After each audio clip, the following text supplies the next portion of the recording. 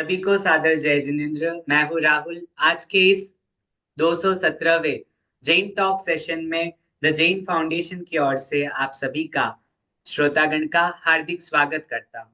इस कलयुग के कल्पतरुतुल्य समान परम कृपालु देव श्रीमद राजचंद्र जी, जो स्वयं पास्ट लाइफ में परमात्मा महावीर के शिष्य के रूप में रहे हुए, इस युग के महान व्यक्तित्व, युग दिवाकर एवं युग पुरुष के रूप स्वयं परम कृपालु देव है। और भारत के राष्ट्रपिता महात्मा गांधी के भी वे महात्मा यानी गुरु रहे हैं। प्रभु श्री द्वारा रचित यह पद्य अमूल्य तत्व विचार पर एक खोया हुआ सत्य, the lost and hidden truth पर एक चिंतन। इस पद को परम कृपालु देव ने मात्र और मात्र 17 यानी एज 17 17वें युवा वय में वचनामृत भागवत शास्त्र में इसकी रचना करी थी। मोक्षमाला में की एक अद्भुत रचना, जिसमें परम कृपालु देव ने 108 पाठ लिखे, उसकी रचना सिर्फ और सिर्फ 3 दिन में ही हो चुकी। यानी मात्र 3 दिन में 16 वर्ष की वय में उन्होंने इसकी रचना करी।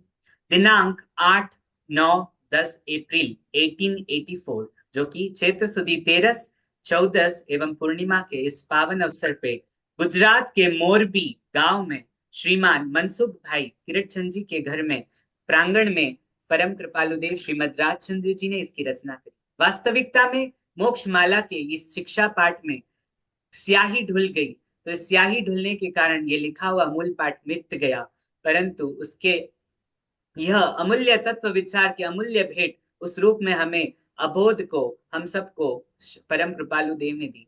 खोया हुआ सत्य का अभिप्राय है जो परमानेंट ट्रुथ है, वह हमारे भीतर में विद्यमान है, लेकिन जिसे अपने को मॉडर्न लाइफस्टाइल इच्छाओं के चलते हुए हमने भुला दिया है। अब मैं निवेदन करूंगा, आज के इस मंच पे इनवाइट करना चाहूंगा, let me introduce Shrimati Kajal ji Jain, जो कि चेन्नई से हमारे समक्ष पधारे हुए। As a profession Kajal Jain, जो कि प्रोफेसर है as a guest faculty in Jainology department, Jain university of Madras. आपकी टीचिंग स्पेशलाइजेशन काफी ग्रेट एवं अद्भुत है। आप श्री आनंद घन जी चौबीसी, आनंद घन पदावली, श्रीमद कुंद कुंद द्वारा रचित समय सार जी ग्रंथ एवं अनेक शिक्षा पाठ, परम कृपालु देव श्रीमद राजचंद्र जी की रचना एवं उनकी शिक्षा एवं उनके जीवन पद्धति को विस्तार से पढ़ा रहे हैं। She is also had written article and presented on Bhaktamar Stotra and Sanlekhana in Jain religion. भोग सुख तो सुलभ है पशु को जहाँ, देव दुर्लभ ये योग मिलेंगे कहा। जन्म लेकर अजन्मा बनने जो जिया, उसी ने अपना जन्म सफल किया। अनंत जन्म का अंत करने इस यात्रा में हम प्रारंभ करते हैं श्रीमद राजचंद्र जी द्वारा रचित सुंदर यह पद्य बहुपुण्य केरा पुंज। तो मैं निवेदन करूंगा काजल जी से, हमें खोया हुआ सत्य के विषय में अपने विचार सुनने के इंतजार है। आप सभी से निवेदन है, चर्चा बहुत सुंदर रहेगी, ध्यान पूर्वक अंत तक Q&A सेशन तक जुड़े रहिएगा। धन्यवाद। ये जो श्रीमद राजचंद्र जी द्वारा रचित अमूल्य तत्व विचार है, उसे मैं प्ले करने वाला हूँ, सभी भाव पूर्वक सुनिएगा।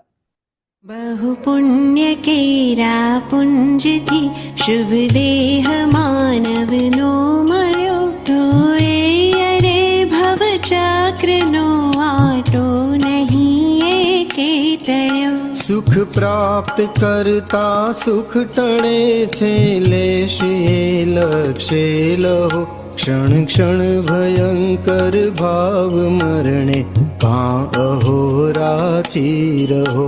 लक्ष्मी अने अधिकार વધતા શું વધ્યું તે તો કહો, શું કુટુંબ કે પરિવારથી વધવાપણું એ નયગ્રહો। વધવાપણું સંસારનું નરદેહને હારી જવો, એનો વિચાર નહીં અહો, એક પળ તમને હવો। निर्दोष सुख निर्दोष आनंद ल्यो गमे ત્યાંથી ભલે, એ દિવ્ય શક્તિ માન જેથી જનજી વસ્તુમાં નહીં મૂંઝવો એની દયા મુझને રહી એ ત્યાગવા સિદ્ધાંત કે પશ્ચાત દુઃખ તે સુખ નહીં હું કોણ છું ક્યાંથી થયો શું સ્વરૂપ છે મારું ખરું કોના સંબંધે વળગણા છે રાખું કે પરહરું એના વિચાર વિવેક પૂર્વક શાંત ભાવે જો કર્યા તો સર્વ આત્મિક જ્ઞાનના સિદ્ધાંત તત્વ અનુભવ્યા તે પ્રાપ્ત કરવા વચન કોનું સત્ય કેવળ માનવું નિર્દોષ નરનું કથન માનો દેહ જેણે અનુભવ્યું રે આત્મ તારો શીઘ્ર એને ઓળખો સર્વાત્મમાં સમદ્રષ્ટિ દ્યો આ વચનને હૃદયે લખો સર્વાત્મમાં સમદ્રષ્ટિ દ્યો આ વચનને હૃદયે લખો। तो आइए हम निवेदन करेंगे काजल जी से कि आज के इस 217th जैन टॉक्स में आपका स्वागत है एवं आज की कक्षा प्रारंभ। जय जिनेन्द्र। सर्वप्रथम हम सब यहाँ क्यों एकत्रित हुए हैं? एकदम डायरेक्ट एक आंसर है, सुखी होने के लिए। आज मैं जैन टॉक्स पर आई हूँ तो कुछ ना कुछ सुख की प्राप्ति होनी है। आप सब मुझे सुन रहे हैं तो कहीं ना कहीं सुखी होने के लिए सुन रहे हैं कि आप कुछ समझेंगे, आप कुछ जानेंगे, कुछ नया। तो पूर्ण सुख मोक्ष के बिना नहीं है, मोक्ष चारित्र के बिना नहीं है, चारित्र सम्यक्त्व के बिना नहीं है, सम्यक्त्व शुद्धात्मा की पहचान बिना नहीं, और शुद्धात्मा की पहचान सद्गुरु के बिना नहीं है। आप सबके भीतर बैठे आपकी शुद्धात्मा और आपके सद्गुरु को मेरा नमन और वंदन। तो आज का हमारा विषय है खोया हुआ सत्य, द फॉरगॉटन ट्रूथ। अब सर्वप्रथम सत्य क्या है? सत्य वो है जो त्रिकाल होता है, जो सदा सर्वदा हमेशा रहता है। तो हम ऐसा कौन सा सत्य भूल गए हैं? हम सबके भीतर ऐसा कौन सा तत्व है, अमूल्य तत्व, जिसको हम भूल गए हैं और जिस कारण से हम अनादि से परिभ्रमण, संसार परिभ्रमण कर रहे हैं। तो आइए इस खोए हुए सत्य को जानने के लिए हम विचार विमर्श करेंगे थ्रू द पोएट्री ऑफ अमूल्य तत्व विचार रिटन बाय परम कृपालु देव श्रीमद राजचंद्र जी। जैसा कि राहुल भाई ने कहा कि मात्र 16 वर्ष की वय में एक 16 वर्ष का बालक कितना छोटा सा होगा, उस वय में इन्होंने इस अद्भुत काव्य की रचना की है। वैसे तो ज्ञानी के प्रत्येक शब्द में अनंत आगम है, परंतु जो काव्य मेरे हृदय के सबसे करीब है, आज मैंने उसको चुना है। तो सर्वप्रथम अमूल्य तत्व विचार, ये है कविता का शीर्षक। तो अमूल्य यानी क्या? अमूल्य यानी जिसका कोई मूल्य नहीं हो सकता। तत्व यानी दैट विच इज, यानी जो सत्य है, जो सदा रहने वाला। और विचार यानी उसकी विचारना करना। अर्थात जिनवानी में मुख्यतः तो 2 तत्व है, जीव और अजीव। तो जिसने इस जीव और अजीव, इन 2 तत्वों में से विचार करके, विवेक पूर्वक भेद विज्ञान करके, अजीव को जीव से अलग करके, समझन पूर्वक अपने त्रिकाल शुद्ध अमूल्य निजात्मा शुद्धात्मा को पहचाना, अनुभव किया और उसमें रमणता की ही, वही मोक्ष मार्ग है और वही इस कविता का पूरा सार है। तो आइए हम जानते हैं कि अमूल्य तत्व विचार यानी क्या। यानी हमारे भीतर जो एक अमूल्य तत्व है उसको हम कैसे जानेंगे? इस कविता के द्वारा। तो इस काव्य में परम कृपालु देव ने जीव के भीतर ज्ञान, भक्ति और वैराग्य, इन तीनों का बेजोड़ संगम जगाने का प्रयास किया है। यह काव्य जीवन की वास्तविकता का दर्शाता है। अमूल्य मानव जीवन की दुर्लभता बताते हुए इसकी सार्थकता पर प्रकाश डाला गया है। भव भ्रमण की वेदना और स्वरूप चिंतन का अद्भुत स्वरूप इस काव्य में परम कृपालु देव ने बताया है। तो मैं चाहती हूँ कि विपुल भाई का स्क्रीन शेयर करें। तो जैसा कि मैंने आपसे कहा कि यह काव्य बहुत ही अद्भुत काव्य है और मेरे जीवन का सबसे सबसे प्रिय काव्य ये रहा है बचपन से ही। तो बहु पुण्य केरा पुंज थी, शुभ देह मानव नो मल्यो। अभी बहु पुण्य केरा पुंज यानी क्या? पुंज यानी खजाना। तो अनंत अनंत अनंत अनंत काल तक भटकते हुए अनंत भवों में हमें अनंत मनुष्य भव मिलने के बावजूद, अनंत दीक्षा करने के बावजूद भी इन सब के साथ जो पुण्य इकट्ठा हुआ है उसकी उसके फल स्वरूप शुभ देह मिलता है। जैसे कि अगर आपने उत्कृष्ट पुण्य किया तब जाके एक मनुष्य भव मिलता है, तो वो भी हमें अनंत बार मिलने की जो गांठ है वो एक भी टली नहीं है। जैसा कि हम सब जानते हैं कि 84 लाख जीव योनि में हम अनंत काल से भटक रहे, चारों गति में हमारा संसार परिभ्रमण चले ही जा रहा है। पर यदि हमने अनंत बार दीक्षा ली है, अनंत बार अ, मेरू पर्वत का ढगला करे उतने रजोवरण हमने लिए हैं, तो फिर हमारा मोक्ष क्यों नहीं हुआ है? वैसी अंदर की उत्कंठा भी नहीं होती। ऐसा देखकर ज्ञानियों को आश्चर्य होता है कि इतने पुण्य के प्रभाव से, इतने पुण्य के प्रभाव से आपको मानव भाव मिला है, पर मानव भाव में भव चक्र का जो अंत लाने का जो अपॉर्चुनिटी है, जो अवसर हमको मिला है, वो हमारा मतलब हमारी दिशा मोक्ष की तरफ जानी चाहिए, परंतु हम बंधन की तरफ ही अंदर डूबे जा रहे। तो ऐसा क्यों हो रहा है? तो तीसरी लाइन में परम कृपालु देव फरमाते हैं, सुख प्राप्त करता सुख टले छे। यानी जैसे ही जीव सुख, किसी वस्तु में यदि उसे सुख दिखा है और उसको प्राप्त करने की वो इच्छा करता है, तो जैसे ही इच्छा उत्पन्न हुई सुख निकल जाता है। और यदि मैंने किसी वस्तु में सुख मान लिया, वो वस्तु की प्राप्ति होने के बाद मेरी इच्छा कहीं और चली जाती है, तो ये इच्छाओं का सिलसिला तो चला ही रहता है। उसी प्रकार तो एटर्नल सुख की प्राप्ति तो होती नहीं है, परंतु जीव का क्या हो रहा है? वापस इच्छाओं की वो जो इच्छाओं का जो कंटिन्यूएशन है उसकी वजह से सुख टले जा रहा है, अनंत सुख की प्राप्ति उसे नहीं हो पा रही है। तो परम कृपालु देव कह रहे, थोड़ा अगर जीव समझे, विचार करे, विवेक पूर्वक समझे, तो उसको पता चलेगा कि वो जिस दिशा में चल रहा है वो सुख का मार्ग नहीं है। और जो लास्ट लाइन है इस गाथा की, उसमें परम कृपालु देव कहते हैं कि शन शन भयंकर भाव मरने का अहो राची रहो। अभी ये पूरा काव्य जो है गुजराती में लिखा हुआ है, this is just a transliteration in Hindi, और इसकी हिंदी ट्रांसलेशन भी है, वो आप लोग यूट्यूब पर देख सकते हैं। तो शन शन भयंकर भाव मरने का अहो राची रहो means you are totally engrossed in the पुद्गल, यानी आप पर में इतने एंग्रोज हो कि आपको यही नहीं मालूम है कि आपको स्व के साथ कहते। तो भाव मरण का अर्थ है निज आत्मा को भूल जाना, अपनी आत्मा के प्रति असावधानी को भाव मरण कह रहे हैं। तो हम प्रति क्षण अपनी आत्मा को भूलकर भाव मरण कर रहे हैं, और इस अनंत भाव मरण के कारण ही हमारे अनंत द्रव्य मरण हो रहे हैं।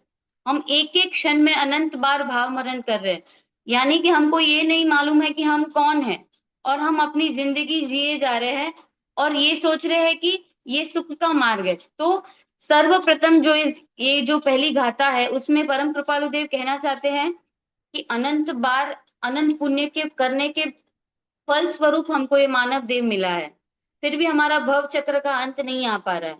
तो उसका हमको विचार भी नहीं हो रहा है, उसका हमको हमको सोच भी नहीं है कि why this is happening to me. मतलब हमारे भीतर एक सवाल भी पैदा नहीं हो रहा है कि यदि हम मोक्ष चाहते हैं, मुक्ति चाहते हैं, अनंत सुख चाहते हैं, तो हमारे भीतर वो प्रश्न क्यों नहीं हो रहा है कि क्या हम वास्तविकता में सही मार्ग पर जा रहे हैं या नहीं जा रहे।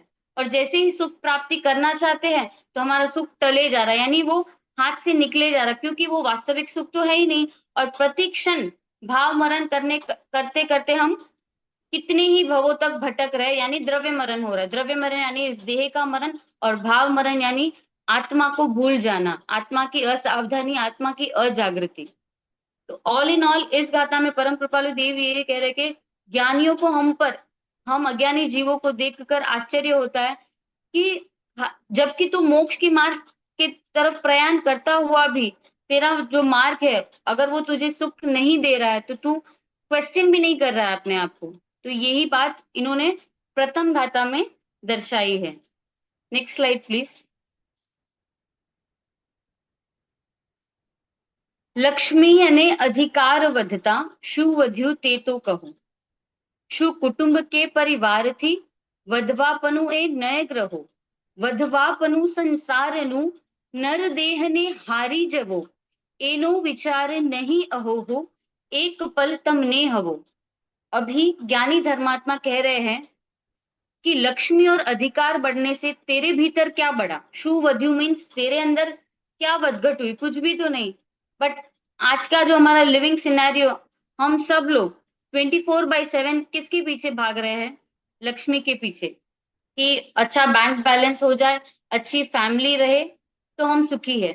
आज का हमारा सुख का डेफिनेशन वही तो हो गया है कि वी हैव अ गुड, अच्छा पैसा हो, अच्छा परिवार हो, सब शांति से रहे, सब अच्छे से रहे, तो वो हमारा सुखी जीवन, वो हमारा सुखी जीवन का डेफिनेशन हो गया।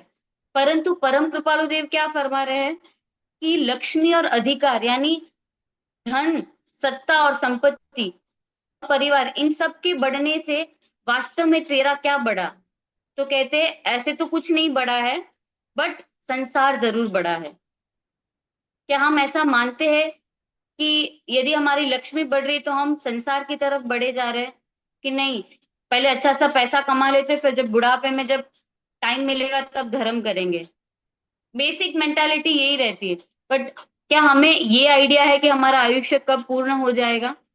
तो परम कृपालु देव कहते हैं कि यदि तू इसमें अपना सुख मानता है, इसमें मानता है कि मेरी मतलब एक पावर पोजीशन आ जाए सोसाइटी में तो उससे मेरा सुख है या मेरा कल्याण है, तो परम कृपालु देव कहते हैं वधवापनु संसारनु, तेरा संसार बढ़े जा रहा है। तो हम यहाँ किस लिए एकत्रित हो? ये समझने के लिए कि संसार कम कैसे हो, ये जो 84 लाख के चक्कर है, भव चक्र के जो आटे हैं वो कम कैसे हो। तो उनको कम करने के लिए हमको क्या कम करना पड़ेगा? एकत्व और ममत्व। हमारा जो एकत्व है लक्ष्मी और परिवार और अधिकार के साथ जो हमारा एकत्व है और जो ममत्व है उसको कम करना बहुत बहुत बहुत जरूरी है। अदरवाइज वधवापनु संसारनु नर देह ने हारी जवो, यानी जो अमूल्य नर देह है उसको हम गवा देंगे अपने हाथ से। जैसा कि मैंने कहा कि ये मनुष्य भाव अनंत अनंत पुण्य के फल स्वरूप हमको मिला है। यदि हमने इस भाव में अपना काम नहीं किया तो हम ये मनुष्य देह हार जाएंगे और फिर वापस इस ऐसे मनुष्य भाव को प्राप्त करने के लिए बहुत बहुत बहुत पुण्य करने के बाद हमको ये मिलने वाला है। तो ज्ञानी फरमाते हैं कि एनु विचार नहीं अहो हो, एक पल तमने हो। इसका तुझे विचार भी नहीं होता है कि तू पूरा दिन जिसके पीछे भाग रहा है, लक्ष्मी के पीछे, अधिकार के पीछे, परंतु तेरी आत्मा का उससे क्या लेना देना है, वो समझ तो है ही नहीं। और हम अपना संसार बढ़ाते बढ़ाते इस नर देह को, अमूल्य नर देह को हार रहे हैं और इसका तुझे विचार भी नहीं। अहोहो मीन्स ज्ञानियों को आश्चर्य होता है। हम अज्ञानी मोही जीवों को देखकर ज्ञानियों को ये आश्चर्य होता है कि आप टेम्पररी सुख के पीछे भाग रहे हैं। You don't know what is a permanent सुख। और जिसके पीछे पूरा दिन, पूरा मनुष्य देह जो इतना अमूल्य है उसको हम गवा देते हैं। तो यही कहना चाहते हैं कि अज्ञानी मोही जीव को ज्ञानी धर्मात्मा कुछ सोच दे रहे और करुणा से संसारी दुखी जीव को समझाते हैं कि भाई इनके बढ़ने से तेरा कुछ बढ़ने वाला नहीं है, तुझमें कुछ भी नहीं बढ़ेगा। इनके बढ़ने से एक चीज जरूर बढ़ेगी कि वो है मान कषाय और संसार। तो हम अपना मनुष्य देह इसी प्रकार गवा देंगे। तो वो न करते हुए हमें क्या करना है वो अगली गाथा में परम कृपालु देव फरमाना चाहते हैं।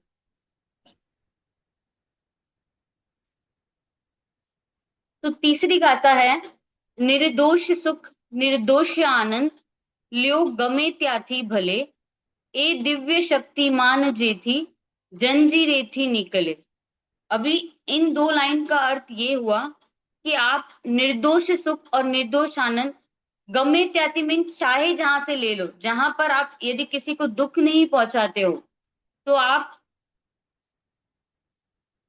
यदि आप किसी को दुख नहीं पहुंचाते हो और बिना किसी कारण से आप यदि आनंद में रहना सीख लेते हैं, तो वो जो कला है, उस कला से आपका जो दिव्य शक्तिमान आत्मा है, वो कर्मों की जंजीरों से, विकल्पों की जंजीरों से, नो कर्म, द्रव्य कर्म और भाव कर्म की जंजीरों से निकल सकता है। तो इलाज क्या है?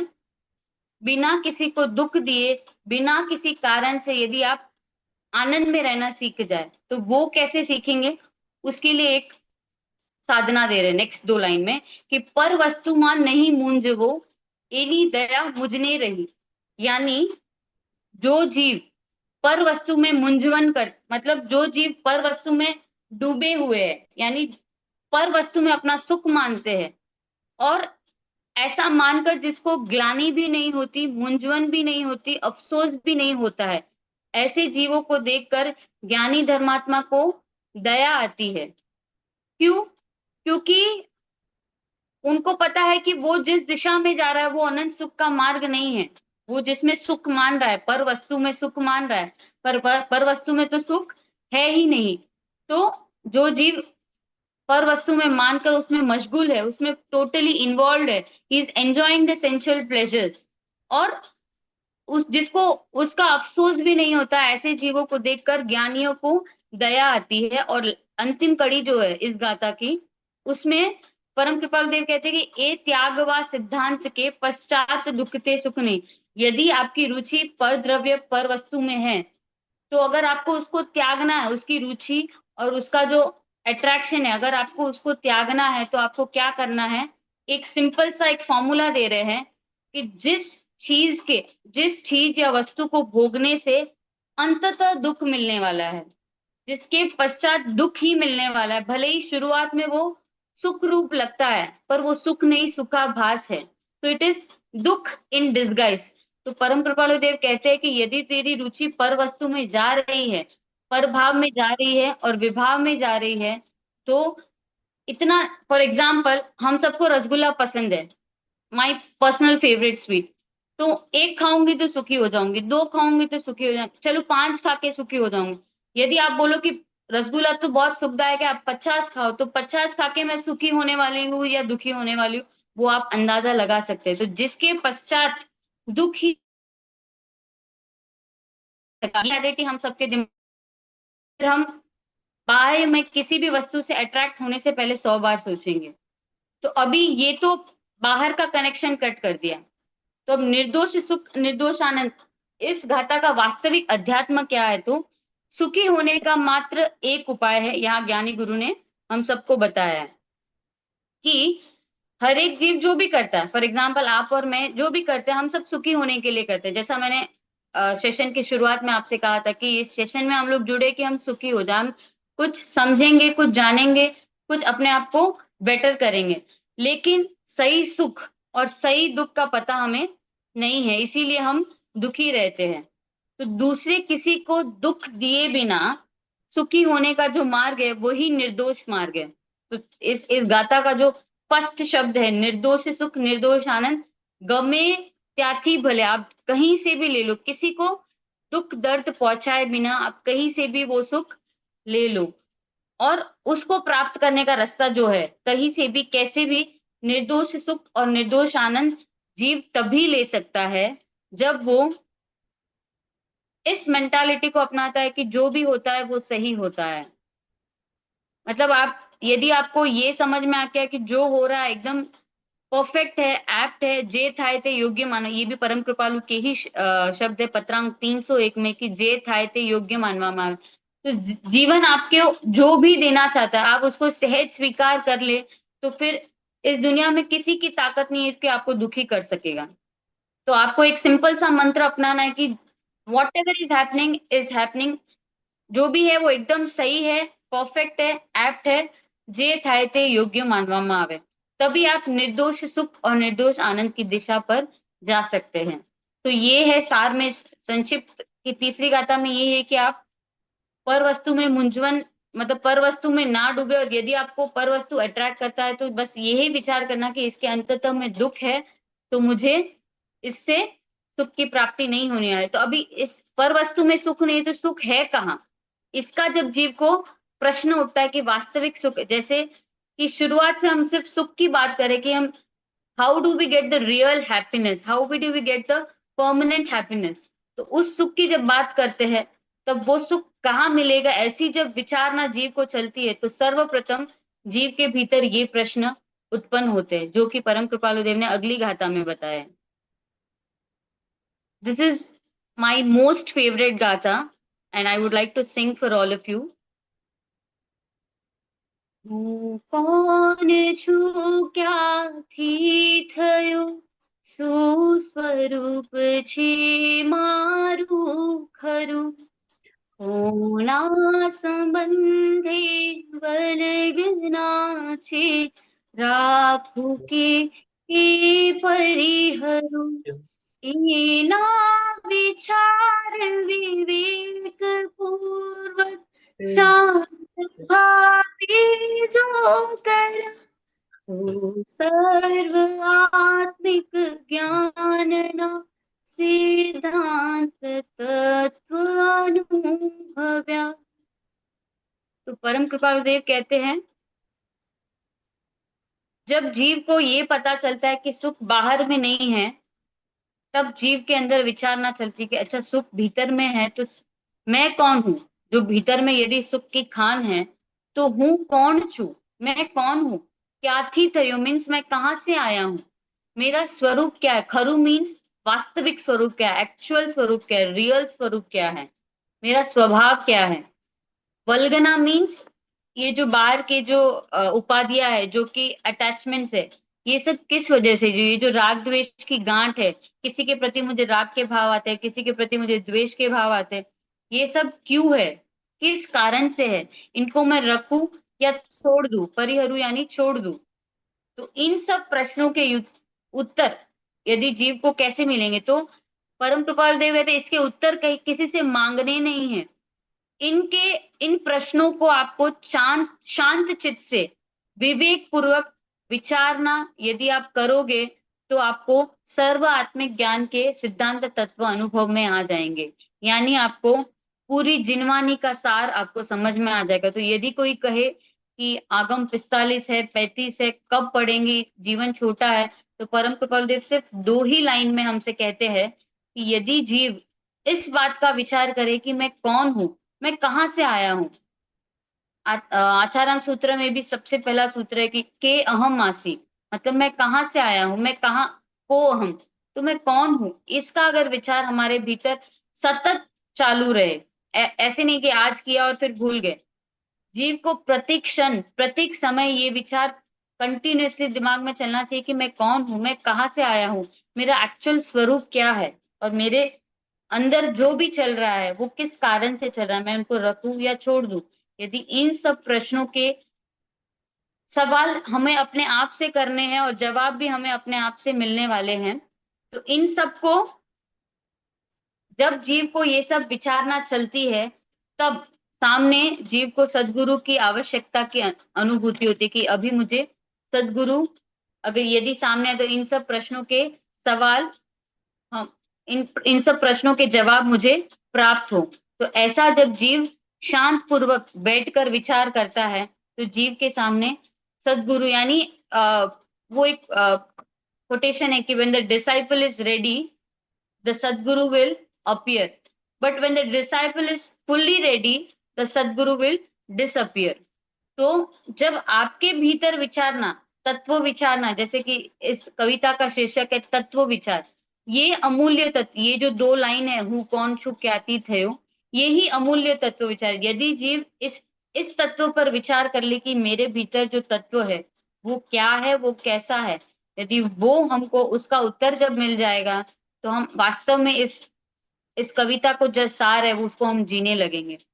तो जब जीव को ये विचारना चलती है, तब उसके समक्ष सदगुरु आते हैं और सदगुरु उसको मार्ग दिखाते हैं। तो आत्मदर्शन पाने की जो विधि है वो मूल विधि यही है कि हम अपने आप से प्रश्न करें कि मैं कौन हूं, मैं कहाँ से आया हूँ, मेरा वास्तविक स्वरूप क्या है। हम सब ने मृत्यु तो देखी, ये जो छोटा सा जो ये छोटी सी जो बात है कि मैं कौन हूँ, आए दिन हम किसी ना किसी मृत्यु की बात सुनते हैं। हम सब स्मशान घाट जाते हैं तो हम देखते हैं कि उस देह में से कोई एक ऐसी वस्तु निकल गई है। हम ये भी कहते हैं कि उसकी आत्मा को शांति, भगवान उसकी आत्मा को शांति दे। तो ये सब तो सबको पता है कि उस देह में कुछ ऐसा तत्व था जो निकल गया है, और उस देह को हम या तो अग्नि संस्कार करते हैं या उसको जमीन में गाड़ देते हैं। यस। तो उसके भीतर जो तत्व था वो निकल गया। तो वो तत्व क्या है, कैसा है, उसको समझने के लिए ही पूरी जिनवानी का सार लिखा गया। तो पूरी जिनवानी का जो सार है वो यही है कि मैं कौन हूं, मैं कहाँ से आया हूं, उसका अनुभव करना, उसका ज्ञान करना, उसकी प्रतीति करना, वही पूरे जिनागम का सार है। तो अभी जो लास्ट अंतिम गाथा है, ते प्राप्त करवा, ते मीन्स हम सबके भीतर जो तत्व है, मैं कौन हूं, उसका जो उत्तर है, उसका जो अनुभव हम सबको प्राप्त करना है। ते यानी उसको प्राप्त करने के लिए किसका वचन मैं सत्य मानूं। तो आज की जो तारीख है उसमें हर कोई अपनी अपनी दुकान खोल के बैठा, everybody says that we have the truth, हमारे पास धर्म है। तो वास्तविकता किधर है? जो रियल आत्मस्वरूप है, जो रियल धर्म है, जैसे धर्म की व्याख्या है वस्तु सहावो धम्मो, तो वस्तु का जो स्वभाव है वो धर्म है।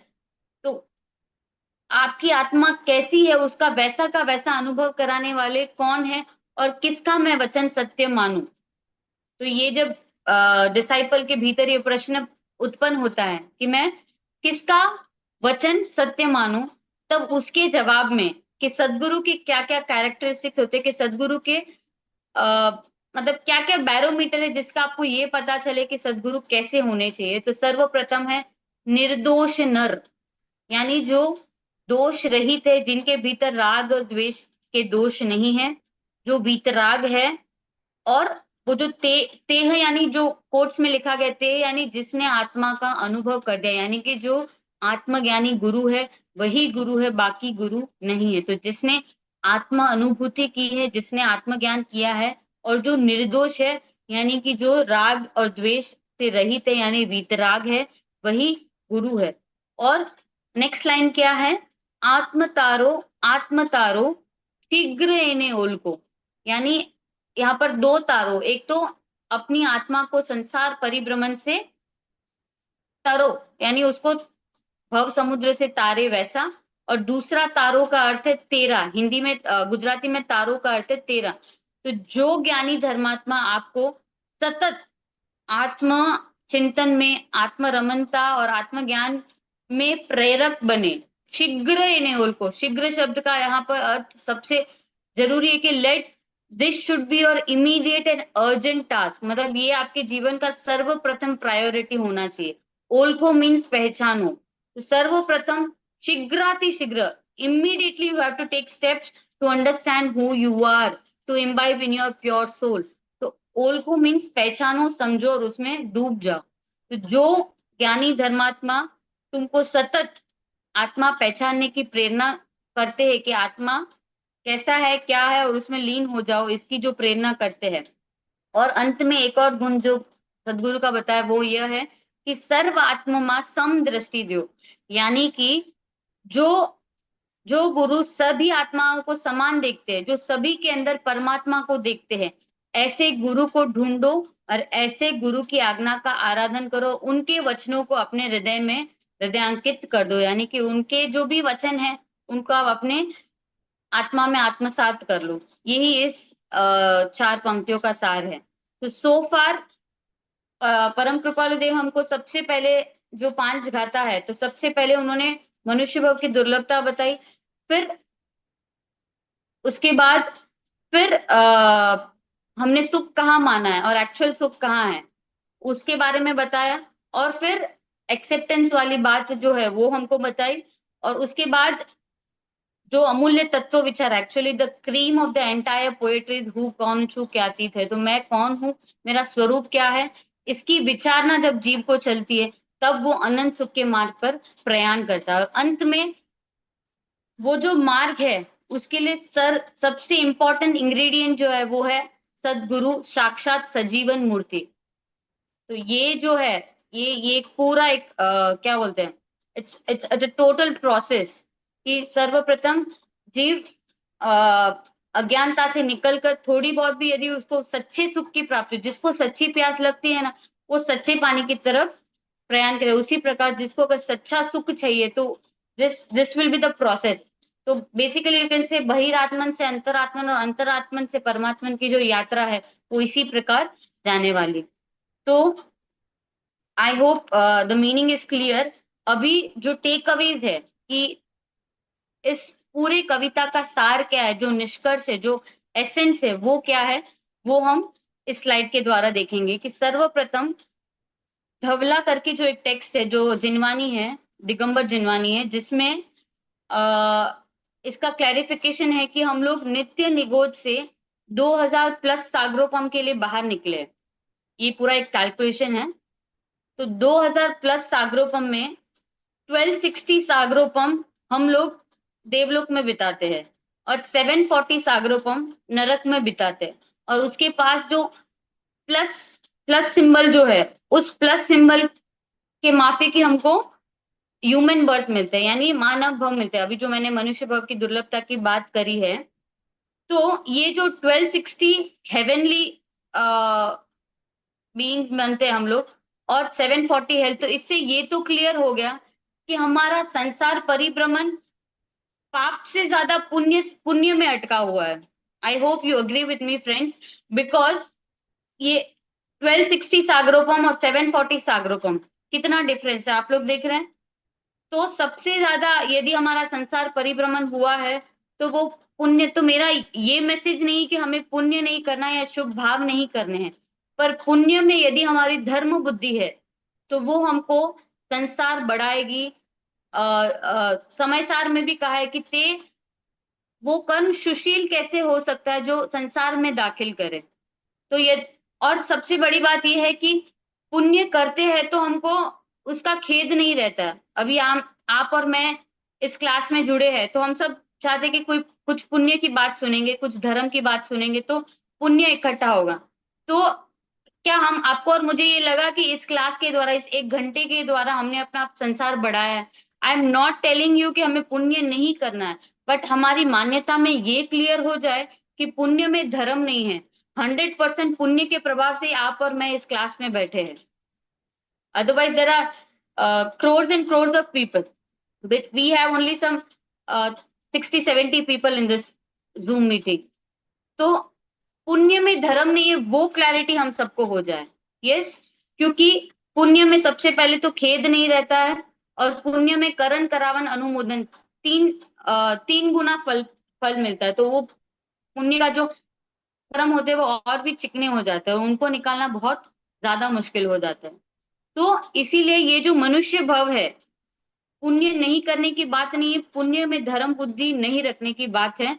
और ये जो मनुष्य दुर्लभ है, मिला है, यदि उसमें भी हमने सिर्फ और सिर्फ पुण्य के ऊपर ध्यान दिया, और वास्तविक धर्म क्या है, वत्तु सावो धम्मो, इस पर ध्यान न देकर मात्र पुण्य की ओर यदि हमारी क्रिया है या हमारा ज्ञान जो भी है पुण्य के ऊपर अगर हमारा जोर रहा है, तो हम कहीं ना कहीं हमें अपने आप को चेकिंग करनी है कि क्या हम सही रास्ते पर है या नहीं है। तो ये मैं आप सबके ऊपर छोड़ती हूँ कि just check whether you are marching on the right path और नॉट।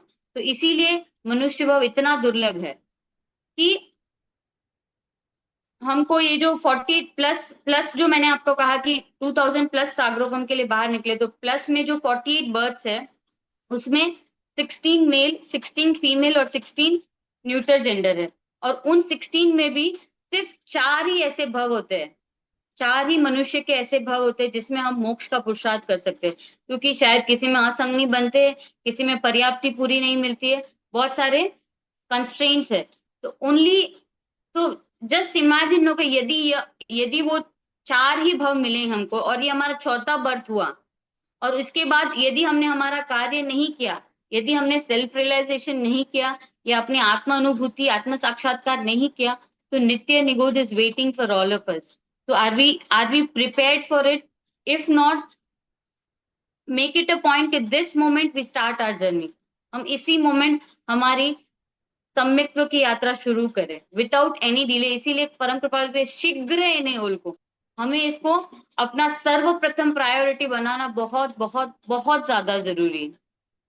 ठीक है, उसके बाद सेकंड पॉइंट है मानव जीवन। अब मानव जीवन दुर्लभ है वो तो हम सबको समझ में आ गया, पर यदि उसको सार्थक बनाना है तो हम क्या करें। यस, मिल गया हम सब, आपको और मुझे मनुष्य दुर्लभ भव मिल गया, पर उसको सार्थक बनाने का उपाय क्या है। तो ये जो पुण्य करते आए हुए उसमें हमें कर्ता बुद्धि का त्याग करना। अब कर्ता बुद्धि का त्याग यानी क्या, जैसे कि दूसरी गाथा में कृपाल देव ने फरमाया कि लक्ष्मी यानी अधिकार वधता, हम लोग धन संपत्ति सत्ता परिवार इन सब के बढ़ने से अपनी बढ़ोतरी मानते हैं। तो ये जो भी है वो तो इस देह रिलेटेड है, वो तो काजल रिलेटेड है ना। तो उसमें अगर जो भी बढ़ोतरी मान रहे तो वो तो सिर्फ और सिर्फ मेरा ईगो बूस्टअप हो रहा है, और इस ईगो बूस्टअप के कारण मेरा संसार बढ़ रहा है। तो जो रॉन्ग आई के साथ मेरा एकत्व है, जो कर्तृत्व भाव है, उसको मुझे हटाना है। और वही इस मनुष्य जीवन की सार्थकता है कि मैं प्रत्येक कार्य में जो भी कर रहा हूं उसमें मेरी कर्ता बुद्धि का सर्वथा लय हो जाए कि मैं कुछ करने वाले। अब ये कर्ता बुद्धि का त्याग हम कैसे करेंगे, तो उसके लिए हमें अपने वास्तविक स्वरूप को समझना होगा। अपना वास्तविक स्वरूप यही है कि वस्तु का स्वभाव जो धर्म है, तो आत्मा का स्वभाव क्या है, ज्ञान दर्शन। यदि हम जानना देखना करना शुरू करें तो कर्ता भोक्तापना ऐसे ही निकल जाएगा। तो कर्ता बुद्धि का त्याग करना ही इस मानव जीवन की सार्थकता है। थर्ड पॉइंट है बी हैप्पी। अब जैसे निर्दोष सुख निर्दोष आनंद की जो बात चली थी, तो अगर हमारे पास ये आर्ट है कि हम किसी भी अवस्था में हैप्पी रहेंगे। हैप्पी मीन्स ना राग है ना द्वेष है, जे थाय ते योग्य मानवामा आवे। यदि हमारे दिमाग में ये एक लाइन बैठ जाए कि जो भी हो रहा है वो हरि की इच्छा है, उसकी मर्जी में मेरी मर्जी है, सहज स्वीकार की भाव आ जाए, एक्सेप्टेंस का भाव आ जाए, और सर्वप्रथम कुछ भी बदलने की इच्छा यदि हम बदल दें कि हमको बाहर में कुछ भी नहीं बदलना है, जो जैसा है वो एकदम परफेक्ट है, एप्ट है, यदि वो मान्यता हमारी हो जाए तो हमको फिर संसार में किसी की ताकत नहीं कि वो हमको दुखी कर सके। और हम क्या बोलते हैं अनंत सुख की मार्ग यात्रा शुरू करने के लिए एकदम तैयार हो जाएंगे। तो जे था इतने योग्य मानवा में आवे, फिर सहज स्वीकार की जो भावना है, और जो क्रमबद्ध में लिखा है वो हो रहा है, वो मान्यता यदि हमारी हो जाए, और जो मेरे कर्मों का फल स्वरूप जो है वही मुझे मिल रहा है, यदि वो हम मान ले, तो इनमें से हम कुछ भी एक पॉइंट अपना ले तो भी हम बी हैप्पी की तरफ प्रयाण कर सकते हैं। ठीक है, अभी फोर्थ पॉइंट है आत्मचिंतन। अब जैसे ही जीव सहज स्वीकार करने लगता है कि whatever is going to come his way is going to accept it gracefully, he start thinking, तब उसको जीव की योग्यता पात्रता बैठती है कि चलो अभी सुख बाहर में तो नहीं है, तो सुख कहाँ है। उसके मार्ग में जब जीव लगता है तब जीव को मैं कौन हूं, मैं कहां से, यदि ये तो पता चल गया कि बाहर सुख नहीं है तो सुख भीतर में है, मैं भीतर गया और मैं भी तर गया।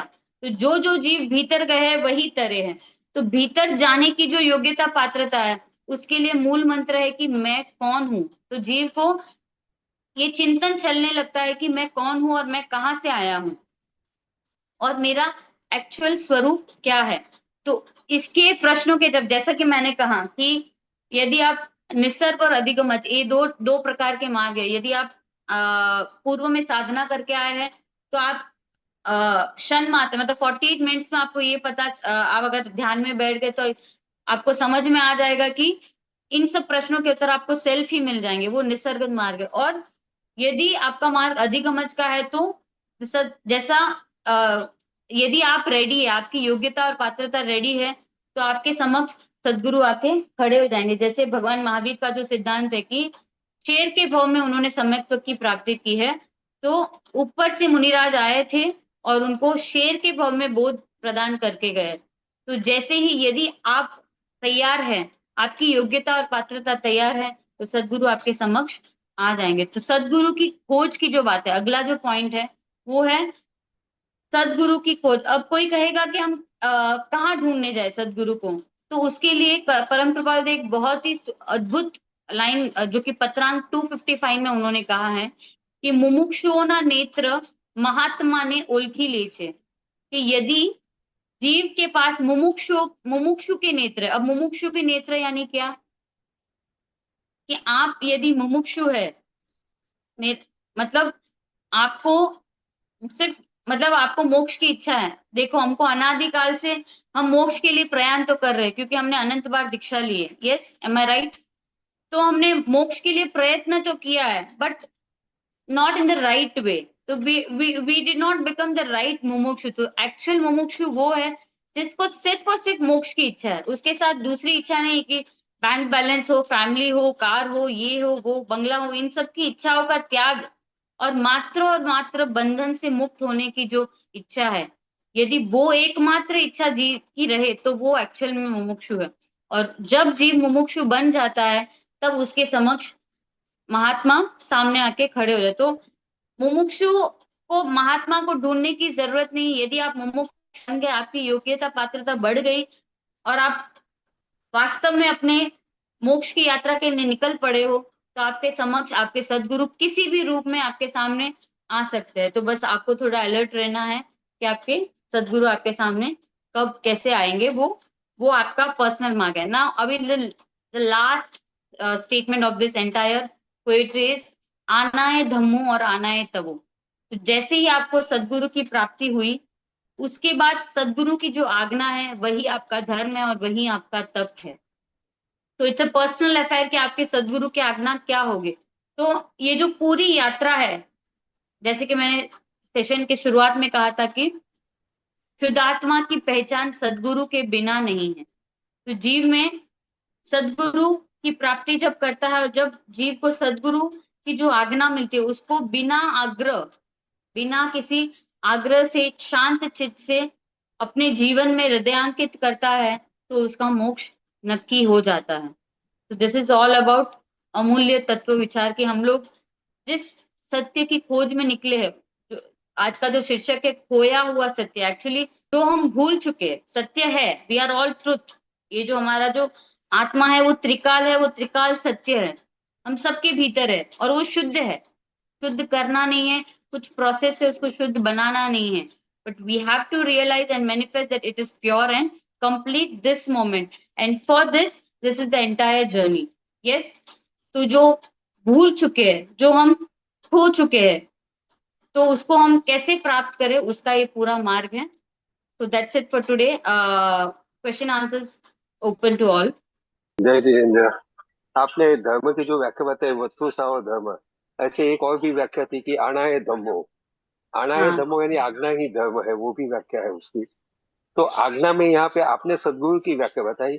जहां तक मैंने पढ़ाई की है, जो भी अभ्यास किया हुआ, उसमें जिन वचन की आज्ञा थी। तो वो दोनों को आप रिकनसाइल कैसे कर सकोगे? जी जी जी जी, जैसा कि मैंने कहा कि सदगुरु कौन है, उसके मैंने आपको लक्षण बताए अंतिम घाता में। तो एक्चुअली ये जितना जो भी जिनवानी निकली है वो सदगुरु के वचनों से निकली है। जैसे कि परमात्मा महावीर, यदि हम कहें कि उनके जो, वो भी सदगुरु है हमारे, सिमंदर परमात्मा, तो वो भी हमारे सदगुरु है, आत्मज्ञानी है। तो उनसे जो निकला वो वही शास्त्र के रूप में आता है। तो शास्त्र पढ़कर ज्ञानी नहीं बने, जो ज्ञानी ने अनुभव किया है, जो उन्होंने अनुभव किया उनसे जो निकलता है वही एक्चुअल में जिनवानी है। तो इसीलिए मैं कहती हूँ कि आनाए धम्मो यानी जो सदगुरु की आज्ञा है, जैसा कि आपने कहा कि जिनवानी जो परमात्मा से निकली हुई है। अब वर्तमान में तो परमात्मा है नहीं, तो परम कृपालु देव का ये स्पष्ट कहना है कि जो साक्षात सजीवन मूर्ति है वही सदगुरु हो सकते हैं। क्यों? पूर्व में थયેલા ज्ञानी स्वरूप स्थिति नु कारण, यानी जो पूर्व में ज्ञानी हुआ है वो हमारे आत्म साक्षात्कार में निमित्त नहीं बन सकते हैं। इसीलिए जो वर्तमान में सदगुरु है, जो वर्तमान में आत्मज्ञानी धर्मात्मा है, उनकी आज्ञा और उनकी आज्ञा का पालन करना ही धर्म और तप है। उसके ऊपर दूसरा एक प्रश्न होता है कि सदगुरु की आपने जो डेफिनेशन यानी जो लक्षण बताए थे कि जो सदगुरु वो होता है जो आदर्श निर्दोष नर होता है और जिसने आत्मा की अनुभूति की हुई है। अभी निर्दोष नर को तो पहचानना थोड़ा इजी भी होगा क्योंकि बाहर के लक्षण से मालूम पड़ता है। आत्मा की अनुभूति तो इंटरनल होती है। तो वो हम बिल्कुल बाहर के कैसे पहचाने? वो हम पहचानना हमें लिए तीसरे आदमी, बाहर के दूसरे आदमी को पहचानना मुश्किल हो जाता है। आप समझे, क्योंकि समझ वो एक गई समझ आंतरिक गई। भूमिका है। आप इसीलिए हमारे, जब मैं श्वेतांबर तपागच में हूँ, तो हमारे वहाँ पे जब भी गुरु की स्थापना करते हैं तो हम एक सूत्र बोलते हैं, पंचेंद्रिय। शायद आपको जी पता जी होगा। जी जी पता है। जी ठीक है ना, पंचेंद्रिय सवर्णो तर्णवीय बब्बचय, तो उसमें सभी गुण गुरु के ही है। आचार्य महाराज के गुरु की स्थापना करते हैं, और उसमें गुरु के 36 गुण है, और 36 से बिल्कुल 36 बिल्कुल। गुण उसके आचार्य के संबंधित है, कि जो हमें बाहर दिखाई देते हैं। और जो बाहर दिखाई देते हैं तो हमें उससे मानना है कि उसके आंतरिक गुण ऐसे होंगे, क्योंकि आंतरिक गुण तो केवल ज्ञान के सिवा कोई देख नहीं सकता है। तो ऐसी कोई व्याख्या सदगुरु की नहीं की है श्रीमद व्यासचंद्र जी ने। इसीलिए मैंने आपसे कहा ना कि मुमुक्षु के नेत्र महात्मा को पहचान लेते हैं। यदि आप रियल मुमुक्षु है, यदि आप वास्तविकता मोक्ष की तरफ चलते हैं, तो आपको सदगुरु की पहचान हो ही जाएगी। हाँ, सभी तो नहीं हो सकते ना मुमुक्षु, क्योंकि मुमुक्षु को होने के लिए यदि उसकी भी आप पूर्व मुमुक्षु नहीं भूमिका हो तो है। आपको सदगुरु पूर्व की पूर्व पहचान भी भूमिका है, नहीं हो उसको भी तो सकती। सदगुरु की जरूरत रहती है। मुमुक्षु जी जो नहीं है उसको भी तो सदगुरु की जरूरत रहती है। जरूर तो ही वो बाद में जरूरत की मुमुक्षु बात बड़ा नहीं, उसका उद्भव होता मैं है। क्या बोल रही हूँ, यदि आप ठीक, अगर मुझे खाना बनाना है तो मुझे किचन की वैसे ही यदि आप वास्तव में मुमुक्षु हो, तो आपकी भेंट भी रियल सदगुरु से ही होने वाली है। हम्म। ये जो कैलकुलेशन मैं बार बार आपको बोल रही हूँ कि हमारे अनंत भाव बड़े हैं, तो किस कारण से बड़े? यदि जब जीव की उसकी विचारना चलती है, तो आप रियल मुमुक्षुता के आपके भीतर अगर यदि वो गुण प्रकट होता है, तो आपको सदगुरु की भेंट होगी होगी और होगी, उसमें कोई दो राय नहीं है। और वो एक मतलब क्या बोलते हैं, एक वो एक एहसास है, सदगुरु एक एहसास है। मतलब उसको मैं आप जो बोल रहे हैं कि बाह्य लक्षण से कैसे, तो जितनी आत्म प्राप्ति की तड़प होगी, तो वो भेंट अवश्य होगी ही, उसमें कोई डाउट नहीं है। भेंट होगी वो प्रश्न नहीं है, प्रश्न है सदगुरु को खोजना। हमें 12 साल तक सदगुरु की खोज करने को लिए कहा हो गया है जी कि जी 12 जी साल जी। तक भी होगा तो भी सदगुरु को खोजो। तो सदगुरु की खोज करते करते सबसे पहले तो बाह्य लक्षण से खोजेंगे, फिर आंतरिक लक्षण भी देखेंगे। वो देख तो नहीं सकते हैं, हाँ मगर उसके देख ऊपर नहीं से सकते, अनुमान कर बिल्कुल, सकते हैं, मैं देख नहीं वही सकते, तो बोल रही हूँ, अनुमान वो कर एक सकते एहसास है, उसको आप सिर्फ फील कर सकते हैं, उसको आप सिर्फ और सिर्फ फील कर सकते हैं। हैं। प्रणाम काजल बहन। मैं ये जानना चाहता हूँ कि मैं मुमुक्ष बनना चाहता हूँ तो मुझे क्या करना चाहिए? सम, संवेग, निर्वेद, आस्था, अनुकंपा, ये 5 हाँ। गुण आपने सुने हैं। हाँ जी। हाँ हाँ। वो गुण वो गुण यदि आपके भीतर प्रकट होते, तो आप मुमुक्षु है। अच्छा, वो गुण की साधना करनी है। ठीक है। जी जी। ठीक ठीक सम, ठीक। संवेग, निर्वेद, आस्था, अनुकंपा। ठीक है। जी बोलिए। देखिए मैम, अभी बहुत पुण्य है हमारा कि हमने अपने गुरुजनों से ये सीख लिया है, आचार्य से सीख लिया, कोहम सोहम, मैं चैतन्यमयी शुद्ध आत्मा हूँ। मैम इस स्टेज पे जब मुझे ये समझ में आ गया है कि मैं सत्य, मेरा सब असत्य, आत्मा मैं हूँ, तो अभी नेक्स्ट स्टेप क्या होना चाहिए मैम? क्योंकि जैसे उन्होंने बोला, चिंतन करने से अभी आंसर नहीं मिल रहा है, और आंसर मैं समझ गई हूँ कि मैं तो जीवात्मा हूँ, इस शरीर से भी भिन्न हूँ, त्रिकाली हूँ, ध्रुव हूँ। तब अब नेक्स्ट स्टेप क्या होना चाहिए मैम आगे बढ़ने के लिए? मेरा आपसे प्रश्न है कि ये जो चिंतन है वो 24 घंटे में कितनी बार चलता है? 24 घंटे में कितनी बार? बट ये तो सतत रहता है मैम कि we are not this body. तो by now you must have realised yourself, by now. नहीं मैम, वही अनुभूति नहीं होती है ना, लाइक अब ये सत्य समझ ये गए हैं कि ये हम। अनुभूति नहीं, मेरा प्रश्न यही है कि ये जो बोल रहा है कि अनुभूति नहीं हो रही, वही आप है। वो जो प्रश्न करने वाला है वही आप है। तो जैसा मैंने कहा कि जो क्वेश्चनर है वही डिसॉल्व हो जाएगा, क्वेश्चन डिसॉल्व हो जाएगा, और जो रहेगा वो आप रहेंगे।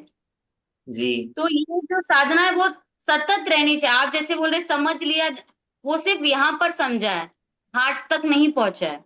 You are doing it as a mind activity, it should be your heart activity. ये आपके भीतर इतना, आपके जहन में इतनी तरह घुल जाना चाहिए कि बस उसके अलावा, जैसे मैंने कहा कि मुमुक्षु बनना मीन्स आपको उसके अलावा और कुछ भी ना दिखे।